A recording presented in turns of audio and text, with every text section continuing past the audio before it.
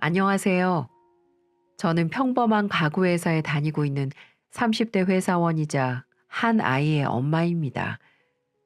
퇴근 후 집에서 쉬는 시간 동안 사람들의 이야기를 들으면서 시간을 보내는 게 제 낙이었는데요. 제가 이렇게 사연을 보내게 될 줄은 정말 상상도 하지 못했습니다.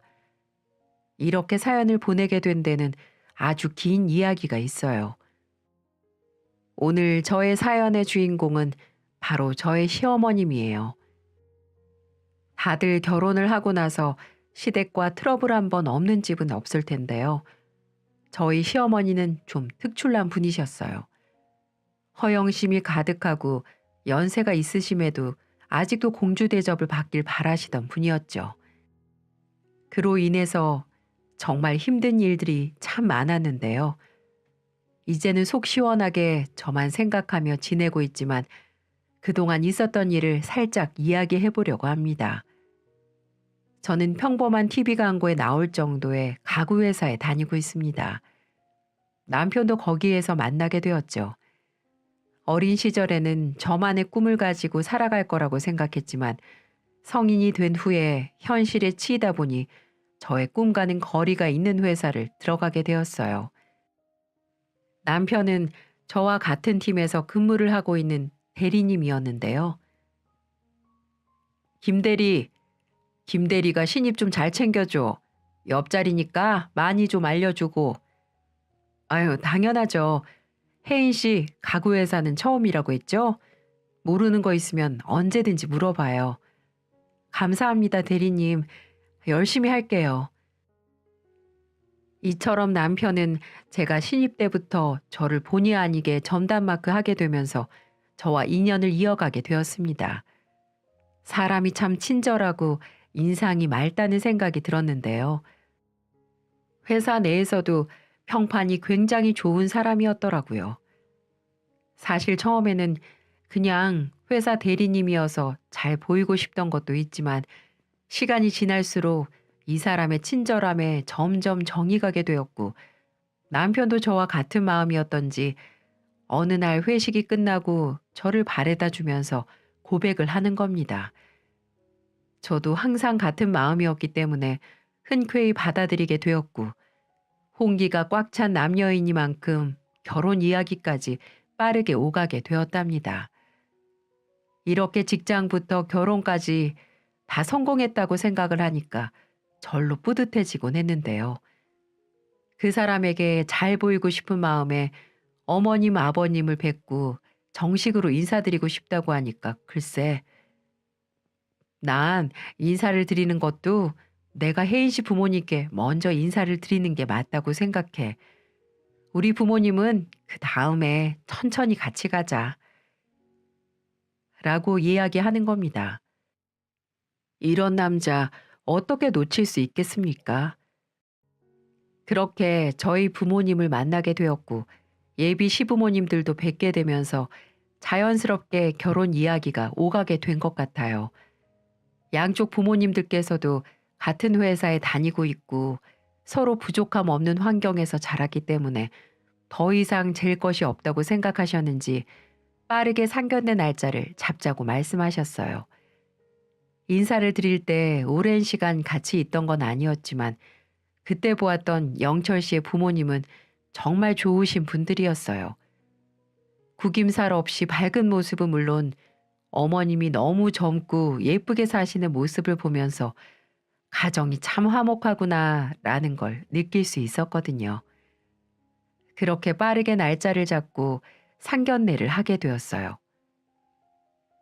안녕하세요, 사부인. 따님을 참 예쁘게도 키워주셨습니다.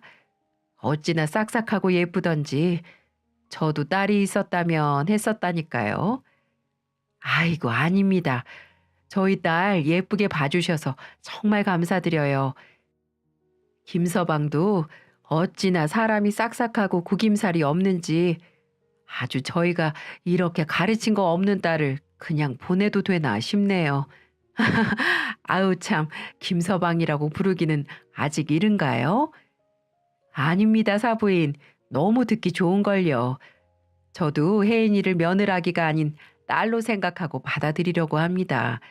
제가 딸이 있었다면 딱 이런 느낌이었을까 싶어요. 감사해요, 어머님. 저 정말 영철 씨 내조 잘하면서 열심히 살게요. 엄마 고마워요. 그런데 한 가지 말씀드리고 싶은 게 있습니다. 아직 저희가 서울권에 아이들 집을 해줄 형편이 되지 않습니다.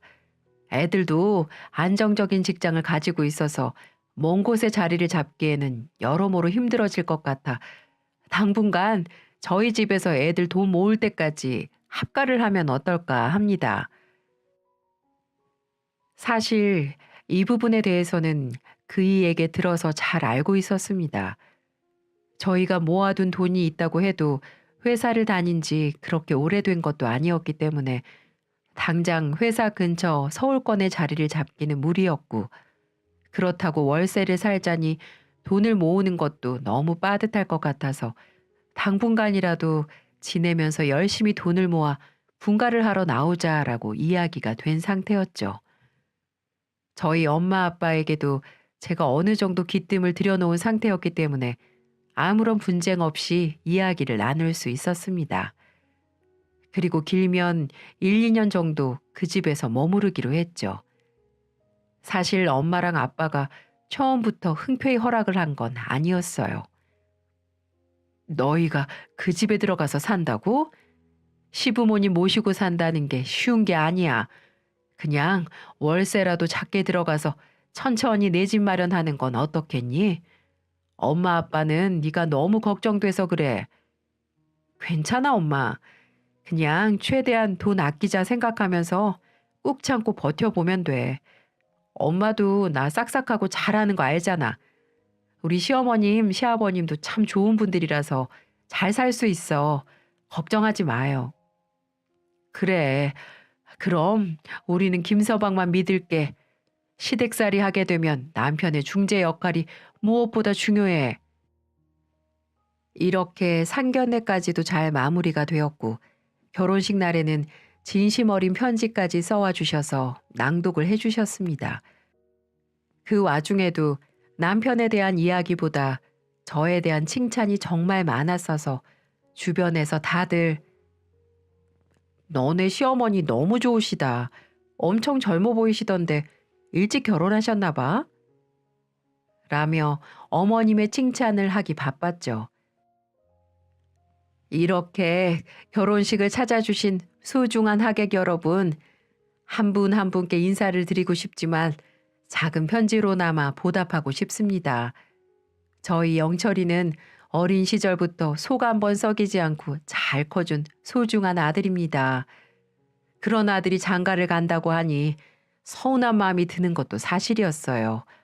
하지만 며느라기가 될 우리 혜인이를 보자마자 그런 마음이 싹 사라졌습니다.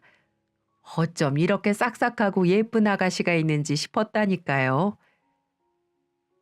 이런 내용으로 시작되어서 저희 결혼 생활을 격려해 주시고 응원해 주셔서 기분 좋게 시작할 수 있었어요. 결혼식 날에는 혼주 한복과 메이크업을 맞추고 오셨는데 어찌나 젊어 보이고 예쁘시던지 시어머니가 아니라 시누이 같을 정도였다니까요. 젊게 사는 게 너무 부러워 보였고 자기 관리도 잘 되는 것 같다는 생각에 저도 많이 배우고 싶었습니다. 그렇게 시댁에서 살림을 차리게 되었고 저희 두 부부는 회사를 계속 다녀야 했기 때문에 집에 있을 시간이 많지 않았어요. 쉬는 날 시간이 난다고 해도 둘만 있을 시간이 없다 보니 바람을 쐬러 떠나는 게 일상이었죠. 그래도 시댁살이를 하면서 너무 시어머님을 챙기지 않는 건 아닌 것 같아서 쉬는 날 같이 쇼핑도 가고 예쁜 꽃을 좋아하는 어머님을 위해 여행도 다니면서 도란도란 잘 살아가고 있었습니다. 같이 선글라스를 끼고 쇼핑 다니고 여행 다니다 보면 거짓말 살짝 보태서 언니랑 다니는 느낌이 들 정도로 꾸미는 걸 좋아하시는 멋쟁이셨어요. 남편의 이야기를 들어보면 어릴 때부터 정말 꾸미는 걸 좋아하셨고 멋쟁이 엄마라는 이야기를 학창 시절 때부터 많이 들어오셨다고 하더라고요. 사실 처음에 시댁 갔을 때 좀 놀라기는 했습니다. 어머님은 현재 58세셨는데 아버님이 67세로 연세가 좀 있으셔서 아무래도 그 시대 어른들의 시대관념이 있을 거라고 생각했거든요. 하지만 집 안도 정말 트렌디하게 꾸며져 있었고 화장실에 가면 머리 만지는 용품들도 가득 있었어요.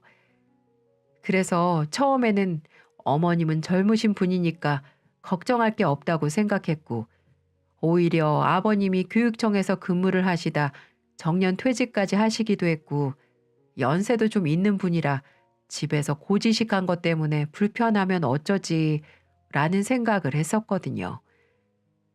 하지만 때로는 언니처럼 때로는 친구처럼 정말 친근하게 대해주시는 덕분에 저도 빠르게 시댁살이에 적응을 해나갈 수 있었어요.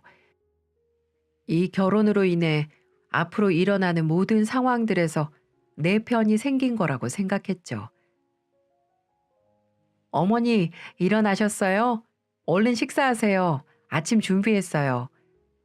어머, 아가, 누가 너한테 아침 준비하라든. 아침에는 늦잠도 자고 그래야지. 이렇게 일찍 일어나서 밥도 차리고 그러면 나중에 하기 싫어도 하게 된다. 시댁이다 생각하면 어려우니까 친정이라고 생각하고 편하게 지내렴. 어머니, 정말 감사드려요. 저 정말 잘할게요. 아, 참, 저 오늘 쉬는 날인데 쇼핑 안 가실래요? 저희 시어머니는 이렇게 결혼 후에도 저를 배려해주고 제 편에 서서 편하게 대해주셨습니다. 그래서 다른 시어머니들이 하고 싶다고 생각하시는 쇼핑도 다녀봤는데요. 팔짱 끼고 선글라스 끼고 같이 다니고 있으면 거짓말 살짝 보태서 언니냐고 물어보는 사장님들도 많았으니까요. 저희 시아버지도 참 좋은 분이셨어요. 남편한테 대충 이야기를 들어보니 교육청에서 한 번도 문제 일으킨 적 없이 근무를 하시다가 정년 퇴직을 하셔서 지금은 연금을 받으면서 생활하고 계시는 거였어요. 굉장히 안정적으로 생활을 하셨던 분답게 인자한 모습이 신사 같으셨고 화 한 번 내는 모습을 보인 적 없는 멋진 아빠라고 말을 해주었습니다. 남편이 가장 본받고 싶어하는 사람이기도 하고요. 어머님은 그런 아버지보다 9살이 어렸는데 그래서 그런지 딱 보기에도 훨씬 젊어 보이고 꾸미고 다니시는 것도 남달랐어요. 그래서 저랑 같이 놀러 다니시는 걸 너무 좋아하셨죠. 그런데 몇 번 같이 쇼핑을 나가다 보니 이상한 점이 생기기 시작했어요. 어머니, 이거 어때요? 색 너무 예쁘죠? 아가, 너한테 너무 잘 어울린다. 이걸로 해라. 어머니한테도 잘 어울릴 것 같은데 한번 발라보세요. 어머, 얘 아니야. 나이가 있는데 너처럼 젊은 애들이나 쓰는 거지 뭐. 이렇게 대화가 오가고 화장품을 사서 제 화장대에 넣어둔 다음 출근을 했습니다. 그런데 집에 왔더니 그 화장품에 사용 흔적이 있는 게 아니겠어요? 그날 산 화장품뿐만이 아니었습니다. 이전에 제가 마련해 두었던 다른 화장품들이라든지 이런 것들이 글쎄 정리도 제각각 되어 있는 겁니다. 이게 뭐지 싶어 얼른 나가 여쭤봤는데요. 어머니, 혹시 제 화장품 아가, 내가 낮에 약속이 좀 있어서 살짝 발라봤다. 괜찮지? 아, 네. 아, 그런데 어머니 그보다 입고 계시는 그 옷 제 옷 아닌가요? 어머머, 내 정신 좀 봐. 내 옷이 글쎄 다 빨래통에 가 있지 뭐야. 입을 게 하도 없어서 살짝 빌렸어. 어머니, 빌려드리는 건 언제든 괜찮아요. 그런데 저희 물건 사용하실 때는 미리 말씀 좀 해주세요. 저 깜짝 놀랐어요. 으이그, 집안의 식구라고는 우리 네 사람뿐이고 여자는 나 하나인데 뭘 놀라? 엄마가 사용했나 보다 하면 되지. 아무튼 알겠다. 갑작스럽게 저에게 이야기도 없이 저의 물건을 사용하는 것이 좀 꺼림직하게 느껴지기도 했지만 단단히 말씀을 드렸고 이제 안 그러신다고 하니까 이해를 해보려고 했습니다. 그러던 어느 날 제가 아끼는 가방을 메고 들어오는 시어머니를 발견하게 된 겁니다. 어머니, 그거 제 가방 아닌가요? 그래, 맞아. 예, 멀뚱멀뚱 잊지 말고 이 짐이나 좀 바꿔라. 어머니는 양손 가득 쇼핑백을 들고 들어오셨고 그 중에는 제 옷도 한 벌 있었습니다. 그래도 그냥 넘어갈 수 없는 사안이었죠. 제가 분명히 전에 말씀을 드렸는데도 아무 말 없이 가지고 가셨다는 것도 속이 상했지만 무엇보다 부부가 쓰는 침실에 아무런 허락 없이 들어가서 장롱을 열고 뒤적였다는 게 제 상식선에서는 이해가 가질 않더라고요. 너는 어차피 엄마랑 같이 살면서 물건 좀 같이 쓰는 게 얼마나 어렵다고 이렇게 핀잔을 주니? 어머니, 아무리 그래도 저는 제 물건 사용하는 거 좋아하지 않아요. 저도 몇 번 매지 않은 가방이란 말이에요. 너는 내가 친정엄마라고 해도 이렇게 했을 거니? 참 가방 얼마나 한다고. 정말 서운하다 얘. 나는 딸처럼 생각해서 물건도 같이 쓰고 쇼핑도 가고 한 건데 내가 막말로 너한테 아무것도 안 사주면서 이렇게 가져다 쓴 것도 아니잖니. 어머니, 저희 엄마였어도 똑같이 아니 더 이야기했을 거예요. 저희도 사생활이 있는데 저희 방에 저희 없을 때 들어가셔서 가지고 나오신 것도 저는 너무 불편하고 제 물건 그전부터 사용하신 것도 불편했어요. 이제 그러지 않으셨으면 좋겠어요. 이렇게 저는 참지 않고 말씀을 드렸고 어머니도 이해를 해주신 건지 잠잠했습니다. 하지만 속에 꽁하고 담아두고 있다는 걸 머지않아 알게 되었죠. 예, 시간이 몇 시인데 아직까지 자고 있니? 시부모는 아침도 못 먹고 배고파 죽겠는데 말이야. 어머님이 쉬는 날은 아침 차리지 말고 늦잠 좀 자라고 하셨었잖아요. 아유, 몰라, 몰라. 너무 배고픈데 언제까지 기다리라는 거니? 얼른 일어나서 식사 준비하자. 이런 자잘한 걸로 사람을 깨우고 건드리기가 일쑤였고요.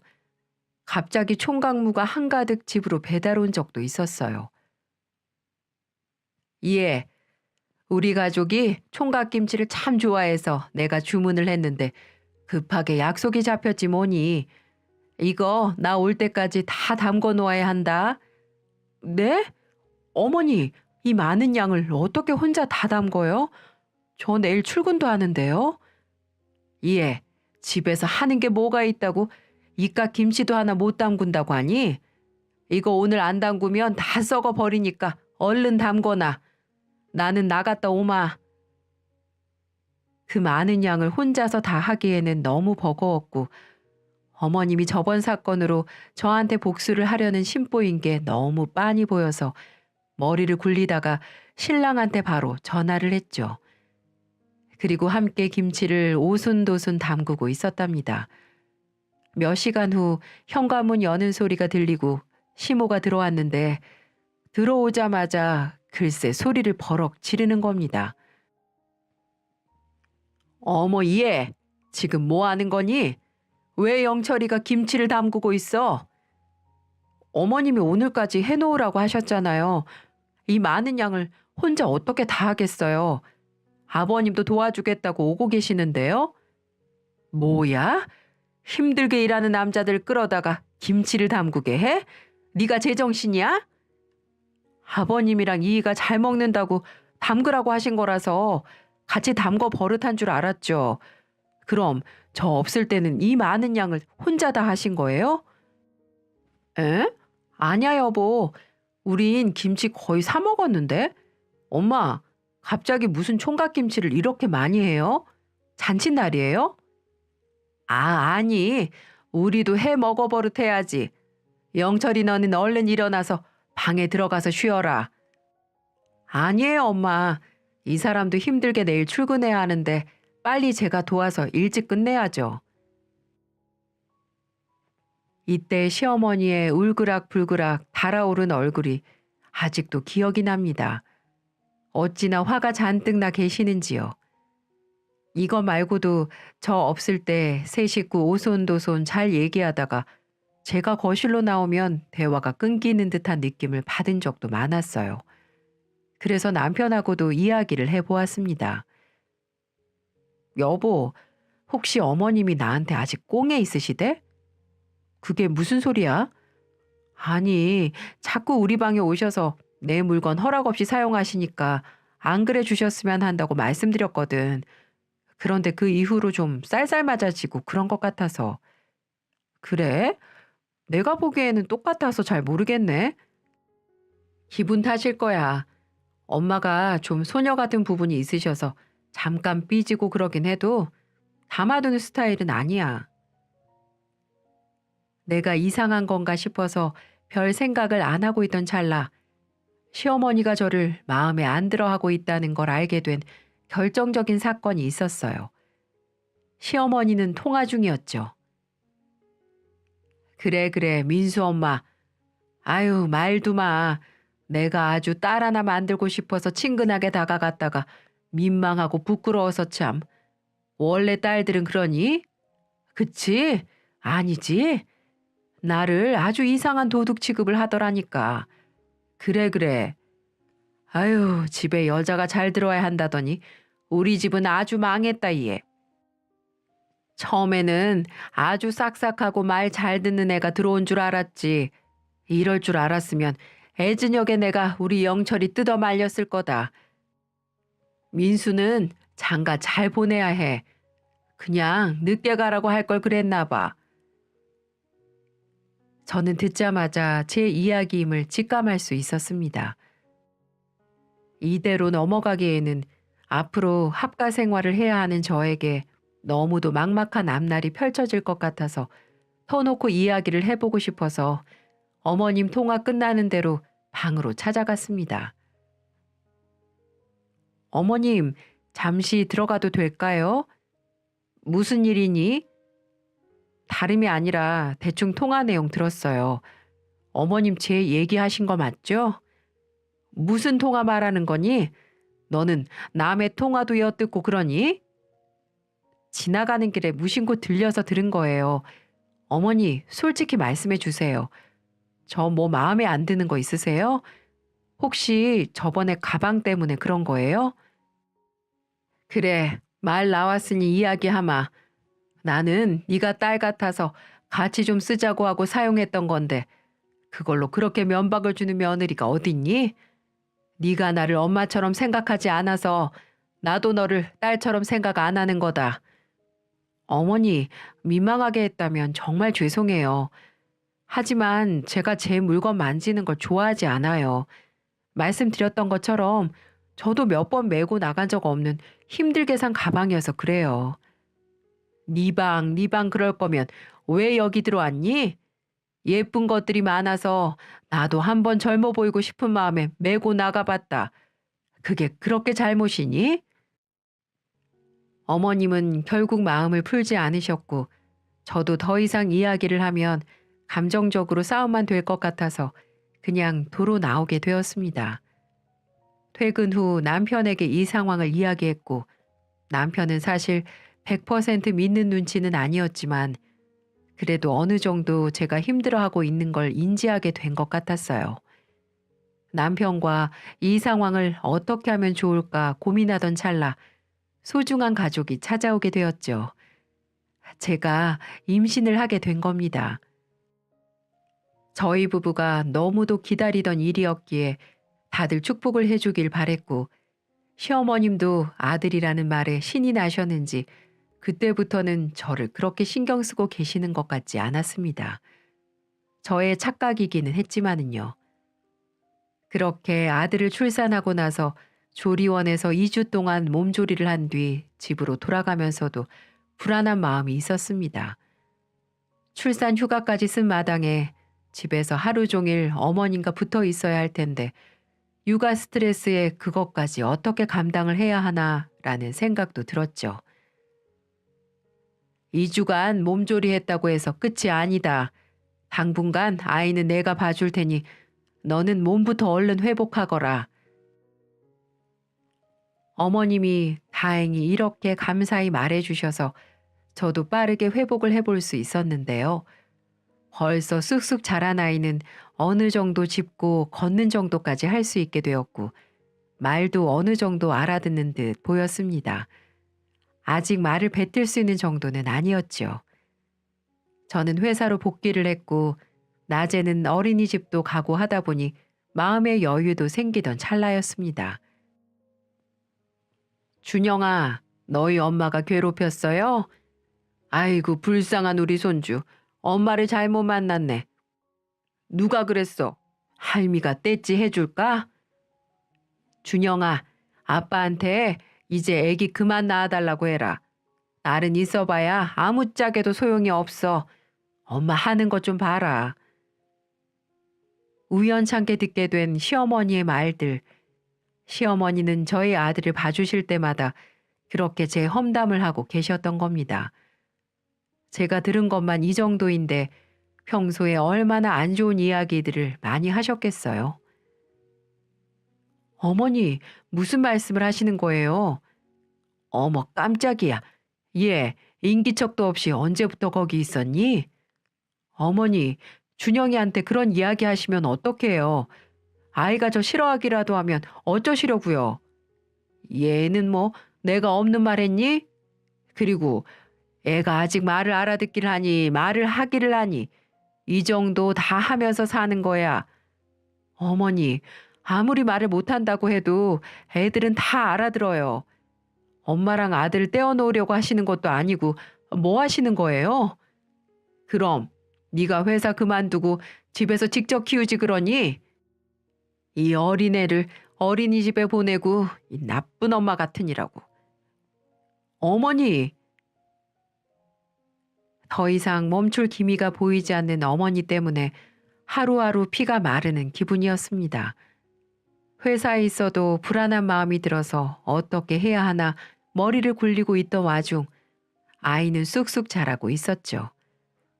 맞벌이를 하면서 육아를 하고 집안일까지 전념하는 것이 쉽지는 않았지만 빨리 벌어서 분가를 하고 싶은 마음뿐이었기 때문에 어린 아들을 어린이집에 맡기고 매일 출근 도장을 찍어야 했습니다. 그 외에도 아들을 시댁에서 키운다는 건 정말 여간 힘든 일이 아니었어요. 먹이지 않아야 하는 음식 먹이기부터 먹던 숟가락으로 아이 음식 떠먹이기, 틈만 나면 천기저귀 사오셔서 응가 묻은 빨래 시키기 등 퇴근하고 난 후에 이런 일까지 해야 하니까 몸이 나만하질 않더라고요. 그래도 분가 하나만 바라보면서 다 버텨왔던 것 같습니다. 그렇게 열심히 살아가고 있는 중 어느 날 갑자기 남편이 진지하게 이야기를 꺼내더라고요. 혜인아, 사실 내 친구 민석이 기억나지? 민석 씨? 그럼 기억나지. 당신하고 학창시절 때부터 친구라고 했었잖아. 맞아. 근데 민석이가 지금 신용불량에 힘든 생활고를 겪고 있다고 하더라고. 내가 조금 도와주고 싶은데 석 달 뒤에 바로 갚을 수 있다네. 얼마나 필요하다는데? 당장 급한 건 500만 원이래. 그 정도면 못 받는다고 해도 안 빌려준 셈 칠 수 있지 않을까 싶어서. 당신이랑 오랜 친구 사이니까 당신 마음 이해해. 우리 준영이 돌잔치 때 받았던 돈 통장에 아직 그대로 있으니까 그걸로 빌려주면 되겠다. 고마워 혜인아. 민석이도 너무 고마워할 거야. 저와도 몇 번이나 일면식이 있는 사람이었고 볼 때마다 사람 심성이 좋다고 느꼈던 친구였기 때문에 저도 지체 없이 빌려주기로 했고 그 후 3개월 뒤 잘 썼다면서 온전히 현금으로 500만 원을 돌려주었습니다. 아니, 이렇게 현금으로 가져다 준 거야? 어, 아직 민석이가 신용불량이 안 풀려서 통장을 개설할 수가 없대. 그래서 이렇게 현금으로 가지고 왔다나 봐. 아휴, 이렇게 큰 돈을 얼른 은행 가서 통장에 넣어놔야겠다.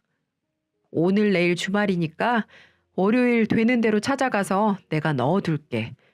알았어. 그렇게 현금 500만 원이 든 봉투를 화장대 위에 올려두고 출근을 하고 온 날이었습니다. 어? 어디 갔지? 왜? 뭐가 안 보여? 여보, 우리 500만 원 내가 분명히 화장대 위에 올려놨거든? 그런데 안 보이네? 한번 다시 잘 찾아봐. 서랍이나 이런 거 혹시 가지고 나가려고 가방에 넣어둔 거 아니야? 아니야. 아무리 생각해봐도 여기밖에 둔 곳이 없어. 다른 곳도 다 찾아봤고. 집에 있던 사람은 시어머니와 시아버지뿐이었고 저희 방도 워낙 저희 없을 때 들어오던 사람이라서 심증은 있었지만 정확한 물증이 없어서 따져 물을 수도 없었는데요. 시부모님께는 남편이 나가서 물어보니까 전혀 못 봤다고 하시니까 어찌할 도리가 없었죠. 이게 증거가 없으니까 너무 답답하더라고요. 그렇다고 큰돈 500만 원을 이대로 없는 셈 치기는 너무 아까웠고요. 저희 분가할 때 보태려고 했던 돈인데 말이에요. 그러다가 사건이 터진 겁니다. 며칠 후 회사에서 야유회를 하느라고 설악산에 다녀오게 되었는데요. 힘들게 등산을 하고 식당으로 가던 중 낯익은 뒷모습이 보이는 게 아니겠어요? 그 뒷모습은 다름 아닌 시어머니였습니다. 산에 오면서도 예쁘게 치장을 하고 올 사람은 저희 시어머니밖에 없었거든요. 회사 사람들도 결혼식 때 저희 시부모님을 뵌 적이 있기 때문에 제가 주시하는 걸 발견하더니 어? 저기 혜인 씨 시어머니 아니야? 인사해야겠다 하며 다가가려고 하더라고요. 저도 어머님이 왜 저기 있나 하고 가서 인사를 하려는 순간 옆에 낯익은 남자 한 명이 서 있는 걸 보았습니다. 벤츠 승용차를 주차하고 내려 시어머니와 다정하게 이야기를 나누고 있었죠. 다들 당황스러워서 멈칫하게 되었어요. 저 사람이 누구더라 곰곰이 생각해 보다가 기억이 났는데 아니 글쎄 저희 결혼식에까지 왔던 아버님 아는 동생분이 아니겠어요? 분명 가정이 있는 분이셨는데 이게 어찌 된 일인지 영문을 알 수가 없었어요. 사업을 하시는 분이라서 가지고 있는 재산이 꽤 큰 걸로 알고 있었거든요. 일단 조용히 상황을 지켜보면서 어떤 상황인지 파악을 해보았는데요. 자칫 제가 별일 아닌데 호들갑을 떨다가 이상한 상황이 되어 버릴 수도 있으니까요. 그런데 글쎄 두 분이 너무 다정한 겁니다. 하하호호 웃으면서 서로 어깨동무도 했다가 얼굴도 만졌다가 누가 봐도 로맨틱한 분위기가 솟아오르는 거 있죠? 우선 회사 사람들에게 식당에 먼저 가 계시라고 말씀드린 뒤 저는 일단 증거를 모아야 한다는 생각이 들어 휴대폰 카메라를 켜서 그 장면을 먼저 찍어보았습니다. 마침 다정한 모습까지 보여주더라고요. 그리고는 냉큼 시어머니한테 다가가 말을 걸어 보았습니다. 어머니, 여기서 뵙네요. 아니, 네가 여긴 어떻게... 오늘 회사 사람들하고 야유회가 있어서 여기 왔어요. 그런데 어머님은 이분하고 어떻게 여기 계세요? 별일 아니다. 그럼 아버님도 알고 계시겠네요? 예, 절대 안 된다. 너희 아버지 아시면 난 죽음이야. 바로 집에서 쫓겨날 수도 있다고. 그럼 왜 그러셨어요? 저분도 가정이 있는 분이시잖아요. 이러시면 안 되죠. 나도 안다. 그냥 밥 한 끼 하자고 만난 거야.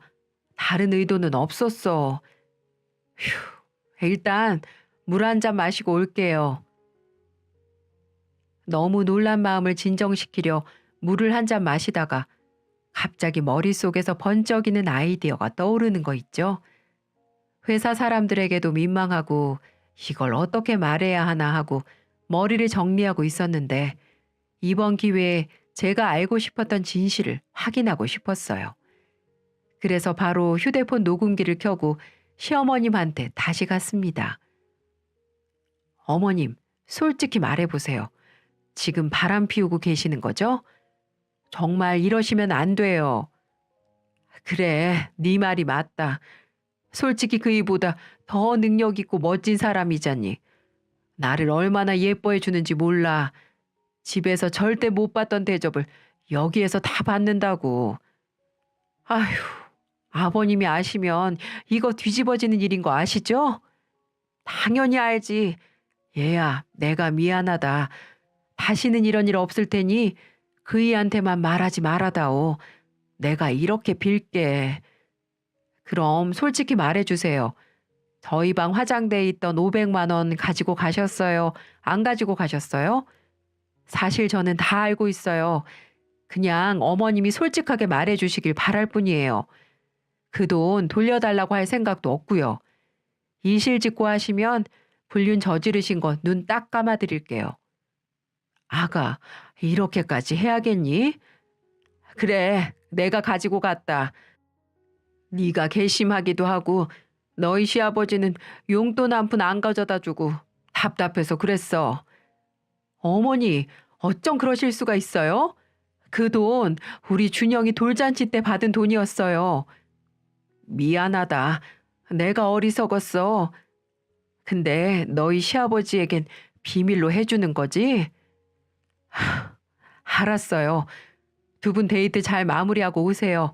이따가 집에서 봬요. 그렇게 어머님을 보내드린 뒤 녹음을 확인해 보니 기가 막히게 잘 녹음되었더라고요. 요즘 세상 기술 참 좋아졌어요. 그리고 역시나 저희 화장대에 있던 현금 500만 원은 시어머니가 가져간 거였어요. 어떻게 그러실 수가 있는지 도무지 이해가 되질 않았죠.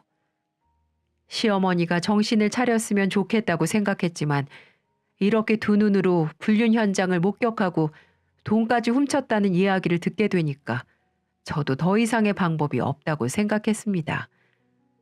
다시 차를 타고 가는 모습까지 완벽하게 찍어서 지체 없이 바로 아버님한테 쏴드렸습니다. 이대로 두 가정이 피해보는 일은 없어야지요. 그리고 제가 녹음해둔 500만 원 사건도 같이 전송해 드렸어요. 바로 전화가 오더군요. 세아가, 내가 본 게 네 시어머니 맞니? 네, 아버님. 저도 아버님 충격받으실까 봐 고민 많이 했어요. 어머님이 이거 말했다고 저한테 어떤 보복을 할지 두렵기도 하고요. 그래도 아버님이 모르고 계시는 것보다는 나을 것 같아서 이렇게 말씀드리는 거예요. 그리고 그 500만 원 없어도 되는 돈이지만 저희가 분가하려고 힘들게 모아둔 돈이에요. 사람들이 저희 준영이 생일 축하해 주겠다고 한 푼 한 푼 준 돈이기도 하고요. 저도 너무 속상해요. 그래, 아가, 고맙다. 그리고 미안하다. 이런 사람인 줄 알았으면 너에게 이런 못 볼 꼴 보이지 않았을 텐데 말이야. 너희 시어머니가 너한테 못된 짓 할 일은 절대 없을 거야. 내가 장담하마. 이따 집에서 보자. 말해서 뭐 하겠어요. 그날 밤 집은 아주 뒤집어지고 난리가 났습니다. 아버님은 짐을 싹 다 집어던지면서 어머님을 내쫓아 버리신 모양이더라고요. 아버님이 화는 잘 내지 않는 성격이지만 가끔 폭발하게 되면 누구보다 무서운 분이라는 이야기를 들었는데 아들도 꼼짝 못한다고 했거든요. 어머님이 쫓겨나는 모습을 못 봐서 아쉽긴 하지만 그 자리에 있었다면 괜히 불똥이 튀기지 않았을까요? 그날 바로 쪼르르 하고 전화가 온 것처럼 화가 엄청나 보이셨거든요. 제가 집에 오고 얼마 후 어머님한테 전화가 오길래 남편과 시아버지 있는 곳에서 스피커폰으로 전화를 받아주었습니다. 이야, 이 경을 칠년 같으니라고 네가 나를 이렇게 배신해? 말 안 한다더니 아주 쪼르르 일러 바쳐? 너 때문에 내가 집에서 쫓겨났다고. 어머니, 저는 어쩔 수 없었어요. 어떻게 불륜을 저지를 수가 있으세요? 아버님이 얼마나 헌신하면서 살아오셨는데요. 이 망할 년, 네가 우리 집에 들어와서 되는 일이 없어. 너희 아버지 재산 가로채려고 그런 거지? 독한 년 같으니라고 내가 가만히 있을 것 같아? 저희 남편이 어머님이 저한테 이렇게 모질게 이야기하는 걸 처음 들은 거라서 놀랐는지 바로 휴대폰을 뺏어가서 버럭 소리를 지르더라고요. 엄마, 엄마라는 사람이 어떻게 며느리한테 그럴 수가 있어? 아니 영철아, 언제부터 네가 정말 실망스럽다 못해 가증스러워. 내 앞에서는 천사 같은 시어머니처럼 굴더니 뒤에서는 집사람한테 이러고 있던 거야? 그것도 모자라서 불륜까지? 정말 내가 알던 엄마가 맞아? 아니야, 영철아. 그 사람하고는 만난 지 몇 번 되지도 않아. 그리고 나이가 들다 보면 다 이렇게 되는 거야. 부부가 아니라 영철이 너의 부모로 살고 있으니까.